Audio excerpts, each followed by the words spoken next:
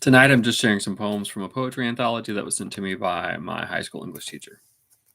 Like when I graduated college a long time ago. This poem is by Sarton. It's titled A Guest. My woods belong to woodcock and to deer. For them, it is an accident I'm here. If, for the plump raccoon, I represent an ash can that was surely heaven sent, the bright-eyed mask, the clever little paws, obey not mine but someone else's laws. The young buck takes me in at a long glance that says that I, not he, am here by chance. And they all go their ways, as I must do, up through the green and down again to snow. No one of us unresponsible or near, but each himself and in the singular.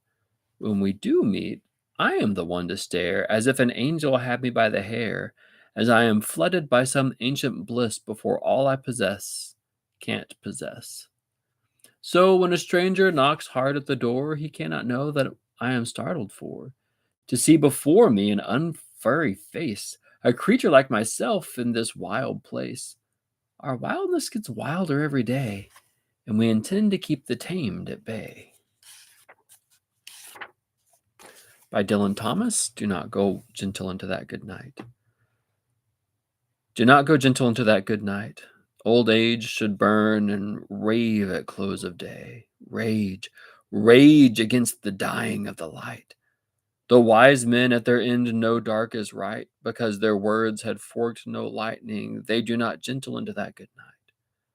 Good men, the last wave goodbye, crying how bright their frail deeds might have danced in a green bay. Rage, rage against the dying of the night. Wild men who caught and sang the sun in flight, and learned too late they grieved it on its way, do not go gentle into that good night. Grave men near death, who see with blinding sight, blind eyes could blaze like meteors and be gay. Rage, rage against the dying of the night. And you, my father, there on the sad height, curse and bless me now with your fierce tears, I pray. Do not go gentle into that good night. Rage, rage against the dying of the light. Also by Dylan Thomas, Fern Hill.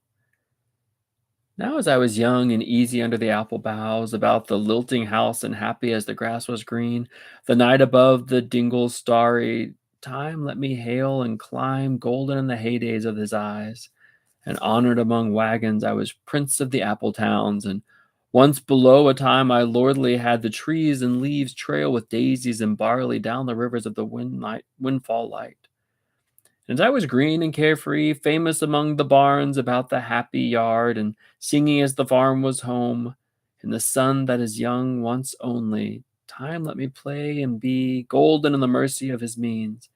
In green and golden I was huntsman and herdsman, the calves that sang to my horn, the foxes on the hills barked clear and cold, and the Sabbath rang slowly in the pebbles of the holy streams. All the sun long in its running, it was lovely. The hay fields high as the house, the tunes from the chimney. It was air and playing, lovely and watery, and fire green as grass. And nightly under the simple stars, as I rode to sleep, the owls were bearing the farm away. All the moon long I heard, blessed among stables, the night jars flying with the ricks and the horses flashing into the dark.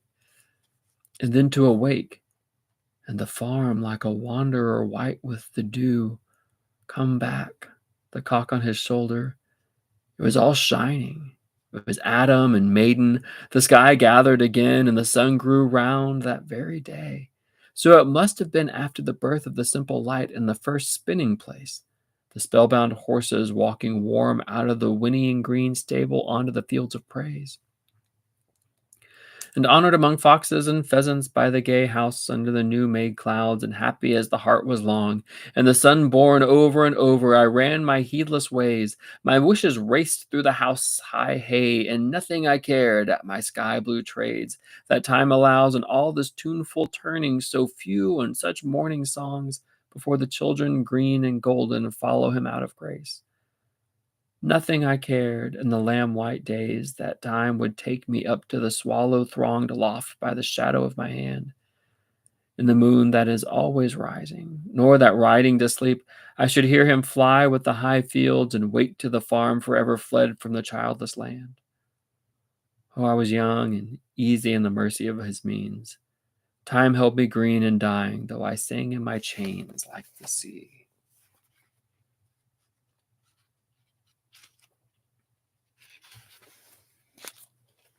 I do want to go back a little here in the book. I missed one. This is Imperial Adam by A.D. Hope. Imperial Adam, naked in the dew, felt his brown flanks and found the rib was gone. Puzzled, he turned and saw where 2 and 2 the mighty spore of Yahweh marked the lawn. Then he remembered through mysterious sleep the surgeon fingers probing at the bone, the voice so far away, so rich and deep, it is not good for him to live alone.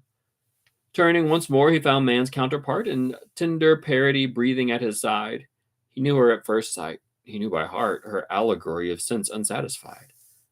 The pawpaw drooped its golden breasts above, less generous than the honey of her flesh. The innocent sunlight showed the place of love. The dew on its dark hairs winked crisp in flesh. This plump gourd severed from his virile root, she promised on the turf of paradise delicious pulp of the forbidden fruit. Sly as the snake, she loosened her sinuous thighs, and, waking, smiled up at him from the grass. Her breast rose softly, and he heard her sigh. From all the beasts whose pleasant task it was in Eden to increase and multiply, Adam had learned the jolly deed of kind. He took her in his arms, and there and then, like the clean beasts embracing from behind, began in joy to found the breed of men. Then from the spurt of seed within her broke her terrible and triumphant female cry. Split upward by the sexual lightning stroke, it was the beasts now who stood watching by. The gravid elephant, the calving hind, the breeding bitch, the she-ape big with young were the first gentle midwives of mankind.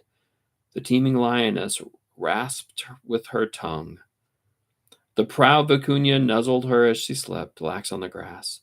And Adam, watching too, saw how her dumb breasts at their ripening wept, and the great pot of her belly swelled and grew, and saw its water break, and saw in fear its quaking muscles in the act of birth, between her legs a pygmy face appear, and the first murderer lay upon the earth. Okay. By Howard Nemerov, a primer of the daily round. A peels an apple, while B kneels to God. C telephones to D, who has a hand on E's knee. F coughs. G turns up the sod for H's grave. I do not understand, but J is bringing one clay pigeon down, while K brings down a nightstick on L's head, and M takes mustard. N drives into town. O goes to bed with P, and Q drops dead. R lies to S, but happens to be heard by T, who tells U not to fire V for having to give W the word that X is now deceiving Y with Z. Who happens just now to remember A peeling an apple somewhere far away?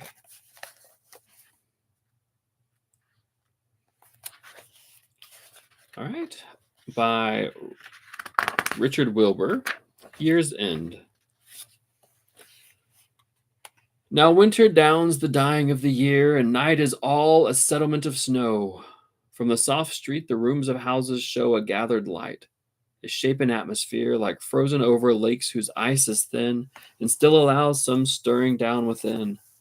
I've known the wind by water banks to shake the late leaves down, which frozen where they fell and held in ice as dancers in a spell, fluttered all winter long into a lake.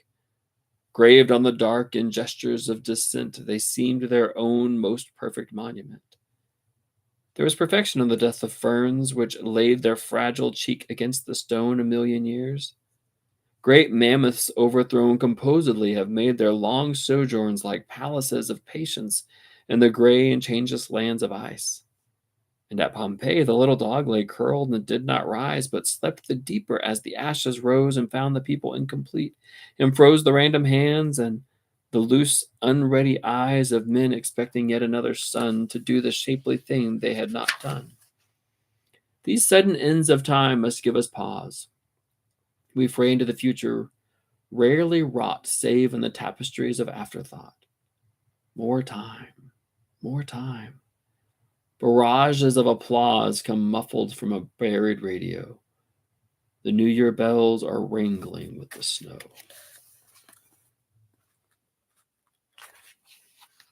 By Alan Duggan. Love Song, I and Thou. Nothing is plumb, level, or square. The studs are bowed. The joists are shaky by nature. No piece fits any other piece without a gap or pinch, and bent nails dance all over the surfacing like maggots.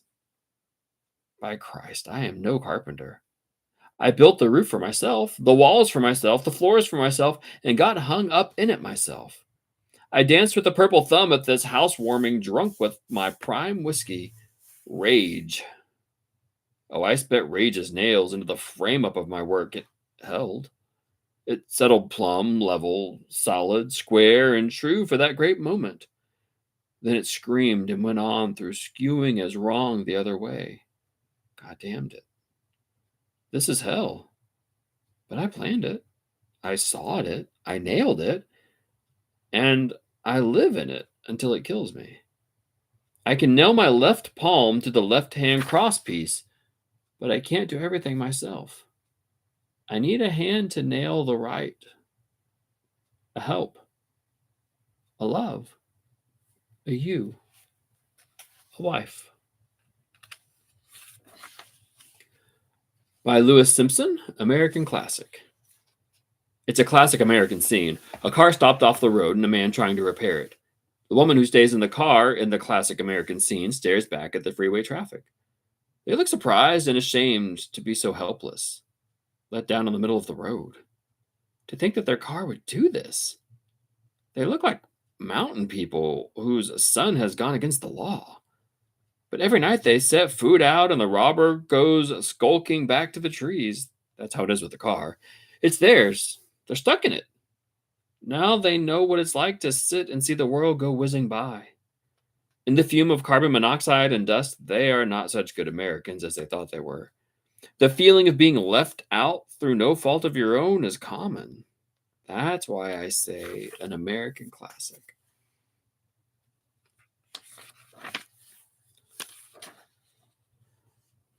By Allen Ginsburg, A Supermarket in California. What thoughts I have of you tonight, Walt Whitman. For I walked down the side streets under the trees with a headache, self-conscious looking at the full moon. In my hungry fatigue and shopping for images, I went to the neon fruit supermarket, dreaming of your enumerations. What peaches and what penumbras. Whole families shopping at night. Aisles full of husbands, wives in the avocados, babies in the tomatoes. And you, Garcia Lorca, what were you doing right by the watermelons? I saw you, Walt Whitman. Childless, lonely old grubber poking among the meats in the refrigerator and eyeing the grocery boys. I heard you asking questions of each. Who killed the pork chops? What price bananas? Are you my angel?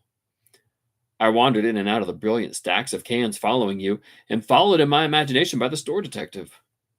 We strode down the open corridors together in our solitary, fancy-tasting artichokes, possessing every frozen delicacy, and never passing the cashier. Where are we going, Walt Whitman? The doors close in an hour. Which way does your beard point tonight? I touch your book and dream of our odyssey in the supermarket and feel absurd. Will we walk all night through solitary streets? The trees add shade to shade. Lights out in the houses. We'll both be lonely. Will we stroll dreaming of the lost American? Will we stroll dreaming of the lost America of love, past blue automobiles and driveways, home to our silent cottage? Ah, dear father, graybeard, lonely old courage teacher, what America did you have when Charon quit pulling his ferry and you got out on a smoking bank and stood watching the boat disappear on the black waters of Lethe? By W.D. Snodgrass, Mementos I. Sorting out letters and piles of my old canceled checks, old clippings, and yellow note cards that meant something once, I happened to find your picture. That picture. I stopped there cold, like a man raking piles of dead leaves in his yard who has turned up a severed hand. Still, that first second I was glad. You stand just as you stood, shy, delicate, slender, in that long gown of green lace netting and daisies that you wore to our first dance. The sight of you stunned us all. Well, our needs were different then, and our ideals came easy. Then through the war and those 2 long years overseas, the Japanese dead in their shacks among dishes, dolls, and lost shoes, I carried this glimpse of you there to choke down my fear, prove it had been that it might come back. That was before we got married, before we drained out one another's force with lies, self-denial, unspoken regret, and the sick eyes that blame, before the divorce and the treachery. Say it. Before we met. Still, I put back your picture. Someday, in due course, I will find that it's still there. By W.S. Merwin, for the anniversary of my death. Every year, without knowing it, I have passed the day when the last fires will wave to me, and the silence will set out tireless traveler like the beam of a lightless star. Then I will no longer find myself in life as in a strange garment, surprised at the earth and the love of one woman, and the shamelessness of men, as today, riding after 3 days of rain, hearing the wren sing and the falling cease, and bowing, not knowing to what. Also by M.S. Merwin, the last one. Well, they make up their minds to be everywhere because why not? Everywhere was theirs because they thought so. They with 2 leaves, they whom the birds despise. In the middle of stones, they made up their minds. They started to cut. Well, they cut everything because why not? Everything was theirs because they thought so. It fell into shadows and they took both away, some to have, some for burning. Well, cutting everything, they came to the water. They came to the end of the day, there was one left standing. They would cut it tomorrow, they went away. The night gathered in the last branches. The shadow of the night gathered in the shadow of the water. The night and the shadow put on the same head, and it said, now. Well, in the morning, they cut the last one. Like the others, the last one fell into its shadow. It fell into its shadow on the water. They took it away. Its shadow stayed on the water. Well, they shrugged. They started trying to get the shadow away. They cut right to the ground. The shadow stayed whole. They laid boards on it. The shadows came out on top. They shone lights on it. The shadow got blacker and clearer. They exploded the water. The shadow rocked. They built a huge fire on the roots. They sent up black smoke between the shadow and the sun. The new shadow flowed without changing the old one. They shrugged. They went away to get stones. They came back. The shadow was growing. They started setting up stones. It was growing. They looked the other way. It went on growing. They decided they would make a stone out of it. They took stones to the water. They poured them into the shadow. They poured them in. They poured them in. The stones vanished. The shadow was not filled. It went on growing. That was one day. The next day was just the same. It went on growing. They did all the same things. It was just the same. They decided to take its water from under it. They took away water. They took it away. The water went down. The shadow stayed where it was before. It went on growing. It grew out the land, onto the land. They started to scrape the shadow with machines. When it touched the machines, it stayed on them. They started to beat the shadow with sticks. Where it touched the sticks, it stayed on them. They started to beat the shadow with hands. Where it touched the hands, it stayed on them. That was another day. Well, the next day started about the same. It went on growing. They pushed lights into the shadow. Where the shadow got onto them, they went out. They began to stomp on the edge of it. It got on their feet. And when it got on their feet, they fell down. It got into their eyes. The eyes went blind. The ones that fell down, it grew over and they vanished. The ones that went blind and walked into it vanished. The ones that could see and stood still, it swallowed their shadows. Then it swallowed them too, and they vanished. Well, the others ran. The ones that were left went away to live if it would let them.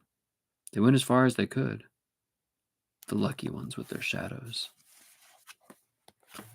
By James Wright, A Blessing.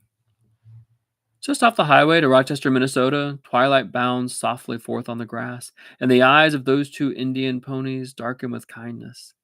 They have come gladly out of the willows to welcome my friend and me. We step over the barbed wire into the pasture where they have been grazing all day alone. They ripple tensely. They can hardly contain their happiness that we have come. They bow shyly as wet swans. They love each other. There is no loneliness like theirs. At home once more, they begin munching the young tufts of the spring in the darkness. I would like to hold the slenderer one in my arms, for she has walked over to me and nuzzled my left hand. She is black and white. Her mane falls wild on her forehead, and the light breeze moves me to caress her long ear that is delicate as the skin over a girl's wrist. Suddenly I realized that if I stepped out of my body, I would break into blossom. Also by James Wright, St. Judas. When I went out to kill myself, I caught a pack of hoodlums beating up a man. Running to spare his suffering, I forgot my name, my number, how my day began, how soldiers milled around the garden stone and sang amusing songs, how all that day their javelins measured crowds, how I alone bargained the proper coins and slipped away. Banished from heaven, I found this victim beaten, stripped, kneed, and left to cry. Dropping my rope aside, I ran, ignored the uniforms. Then I remembered bread my flesh had eaten, the kiss that ate my flesh. Flayed without hope, I held the man for nothing in my arms. By Philip Levine, Genius. 2 old dancing shoes my grandfather gave the Christian ladies, an unpaid water bill, the rear license of a dog that messed on your lawn, a tooth I saved for the tooth fairy, and which is stained with base metals and plastic filler. With these images and your black luck and my bad breath, a bright beginner could make a poem in 14 rhyming lines about the purity of first love, or the rose's many thorns, or dew that won't wait long enough to stand my little gray wren a drink. And by Sexton, Cinderella. You always read about it. The plumber and his 12 children who wins the Irish sweepstakes from toilets to riches, that story. Or the nursemaid, some luscious sweet from Denmark who captures the oldest son's heart from diapers to Dior, they say. Or a milkman who serves the wealthy eggs, cream, sugar, butter, yogurt, milk. The white truck like an ambulance who goes into real estate and makes a pile, from homogenized to martinis at lunch. Or the charwoman who is on the bus when it cracks up and collects enough from the insurance, from mops to Bonwit teller, that story. Once, the wife of a rich man was on her deathbed and said, and she said to her daughter Cinderella, "Be devout, be good. Then I will smile down from heaven in the seam of a cloud." The man took another wife who had 2 daughters, pretty enough, but with hearts like blackjacks. Cinderella was their maid.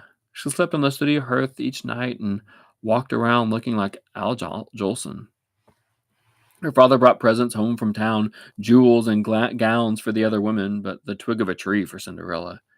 She planted that twig on her mother's grave, and it grew to a tree where a white dove sat. Whenever she wished for anything, the dove would drop it like an egg upon the ground. The bird is important, my dears, so heed him. Next came the ball, as you all know. It was a marriage market. The prince was looking for a wife. All but Cinderella were preparing and gussying up for the big event. Cinderella begged to go too. Her stepmother threw a dish of lentils into the cinders and said, "Pick them up in an hour and you shall go." The white dove brought all his friends. All the warm wings of the fatherland came and picked up the lentils in a jiffy. "No, Cinderella," said the stepmother, "you have no clothes and cannot dance." That's the way with stepmothers. Cinderella went to the tree at the grave and cried forth like a gospel singer, "Mama, Mama, my turtle dove, send me to the prince's ball." The bird dropped down a golden dress and delicate little gold slippers. Rather a large package for a simple bird, so she went. Which is no surprise. Her stepmother and sisters didn't recognize her without her cinder face, and the prince took her hand on the spot and danced with no other the whole day. At nightfall came As nightfall came, she thought she'd better get home. The prince walked her home, and she disappeared into the pigeon house, and although the prince took an axe and broke it open, she was gone, back to her cinders. These events repeated themselves for 3 days. However, on the third day, the prince covered the palace steps with cobbler's wax, and Cinderella's gold shoe stuck upon it. Now he would find whom the shoe fit, and find his strange dancing girl for keeps. He went to their house, and the two sisters were delighted because they had lovely feet. The eldest went into the room to try the slipper on, but her big toe got in the way, so she simply sliced it off and put on the slipper. The prince rode away with her until the white dove told him to look at the blood pouring forth. That is the way with amputations. They don't just heal up like a wish. The other sister cut off her heel, but the blood told as blood will. The prince was getting tired. He began to feel like a shoe salesman, but he gave it one last try. This time, Cinderella fit into the shoe like a love letter into its envelope. At the wedding ceremony, the two sisters came to curry favor, and the white dove pecked their eyes out. 2 hollow spots were left like soup spoons. Cinderella and the prince lived, they say, happily ever after, like 2 dolls in a museum case, never bothered by diapers or dust, never arguing over the timing of an egg, never telling the same story twice, never getting a middle-aged spread, their darling smiles pasted on for eternity. Regular Bobbsey twins, that story. All right, I'm going to stop here, and I will end with one more video from this collection.